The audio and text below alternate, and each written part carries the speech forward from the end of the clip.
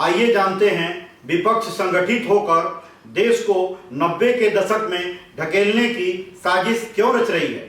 2014 के चुनाव का खर्च करीब 3,800 करोड़ था और 2019 का चुनाव लगभग 8,960 करोड़। कहने के तो ये खर्च भारत सरकार करती है, लेकिन ये पैसा आपके और हमारे जैसे टैक्स पेयर का है। अब सोचिए, 1989 से 1999 तक 10 साल में देश में 6 बार चुनाव हुए। जी हाँ, बिल्कुल सही सुना आपने।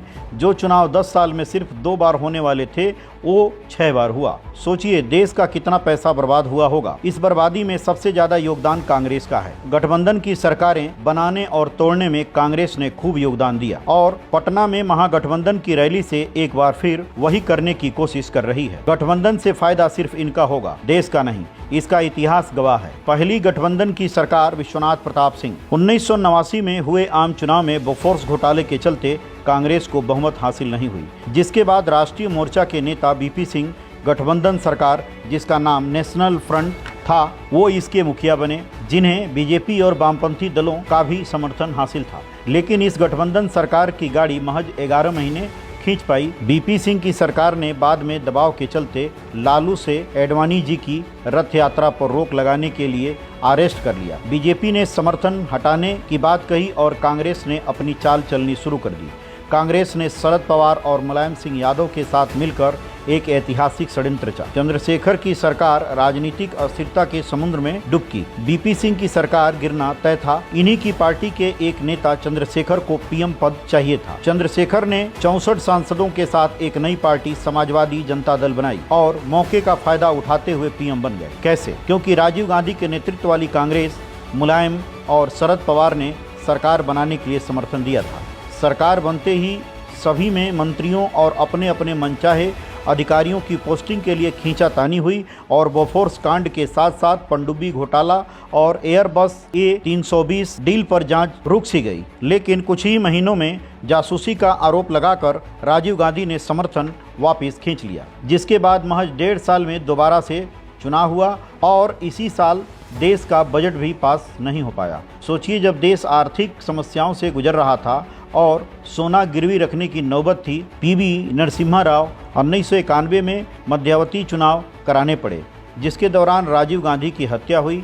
नरसिम्हा राव पीएम बने, लेकिन राव की कांग्रेस पार्टी भी पूर्ण बहुमत हासिल न कर पाई। सहानुभूति की लहर के बावजूद भी कुछ छोटे दलों पर निर्भर थी। उन्हें भी 1993 अविश्वास प्रस्ताव का सामना करना पड़ा और अपनी सरकार बचाने के लिए अपनाए गए हथकंडे, जिसमें जेएमएम सांसदों और विधायकों को रिश्वत दी गई, वो आज भी चर्चे का विषय है। 13 दिन के मेहमान अटल बिहारी वाजपेयी। 1996 में हुए चुनाव में किसी भी पार्टी को बहुमत नहीं मिली। ऐसे लग रहा था जैसे देश की जनता बिगड़े हुए राजनेताओं को आपसी पावर गेम से तंग आ गई थी। इस चुनाव में बीजेपी पहली बार कांग्रेस से ज़्यादा सीटें लाने में कामयाब रही, लेकिन दूसरे दलों ने समर्थन नहीं दिया, जिसकी वजह से अटल जी को 13वें दिन में प्रधानमंत्री के पद से इस्तीफा देना पड़ा। HD देवगौड़ा।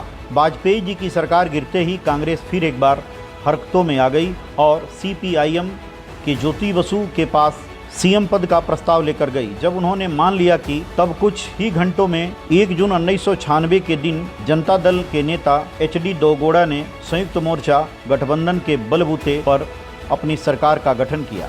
ये सरकार कांग्रेस और लालू प्रसाद जैसे नेताओं के कृपा पर चल रही थी। बोफोर्स और चारा घोटाले की जांच की आंच इन भ्रष्टाचारियों पर आई तो इन्होंने अपने कदम पीछे खींच लिए और इनकी सरकार भी मात्र 324 दिन चल पाई। इंद्र कुमार गुजराल। इंद्र कुमार गुजराल ने अगले प्रधानमंत्री के रूप में पदभार ग्रहण किया।